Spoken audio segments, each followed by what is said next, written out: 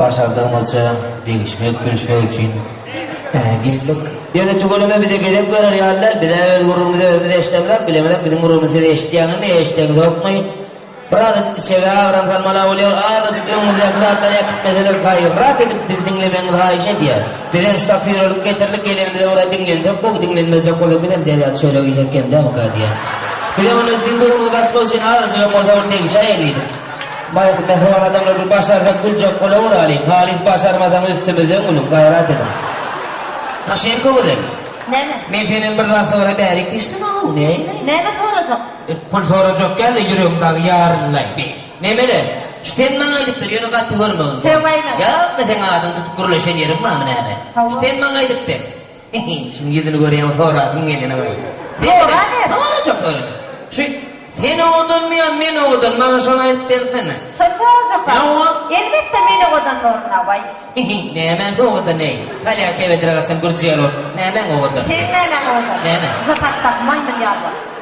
Çıkayım.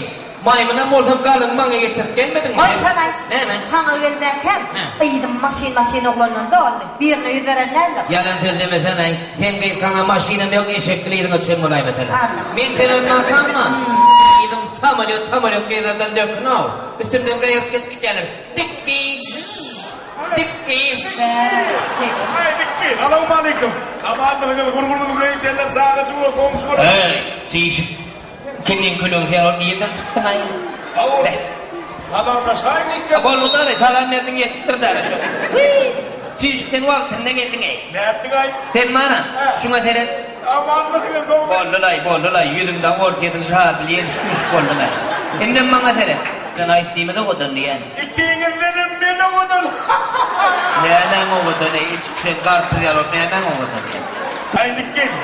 O becerdiğin aynı anlattın. Ona kul ettim. Birikinla. Sen kalkanı ben yaptın kul ettim diyen gerek. Kul ettim diyene. Onu yesene ben yaptın ha töle. Takımı kımrımet töle. Sana zaten sana yürü var. Yandı dur kadar var ne mi? Uy pompa da zoom sen bağmadın ay. Sen bana gayret ettin ben bana dersene. Sen şu akın var değil mi? Sen doğrulan bunu soğuğa da verecek. Ay şeyle bir adım atacak. Ondan ben karnım göreyim demir mi? O gitmedi ya demir bunu kağın bunu dolap deraydın.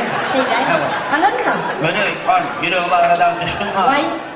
Handa oğluna soğuk. Ne mi demdin ama? Şurayı da kim olacak lan? Ne koca? Yani bir takım. Ay hiç ne mi sonra ben bunu nokmayı sonra tamam kaharla ya. Seni görüyen molun mu? Sanım atları veriyor da. Sanım atları veriyor. Benim seni görümde şu sanım Toyota'yla noklay. Gittim. Sen ben tüyü olmaydın. Kim ait yarı Seymen mi? Sey kaprak kamu taktiktiler. Ondan için almak. Elim üstünde öterin ediydim diyen molun. Bak götürecektim de iyi bilen zaten götürürler buldum bu.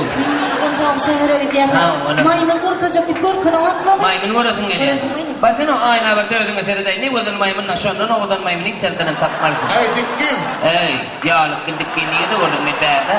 O Şemka'nın bizim hayvan olacak diye mi? Havvay şunu bir idare et yarı hayvan. O yanımda ben nurla domuz beni örköler mi ne? Bana kummardan ay. Sana derim ayağına da defter onu sen sana defteri çok oluyor. Yorunu koğuz bağışlamada gerek var. Sağ ol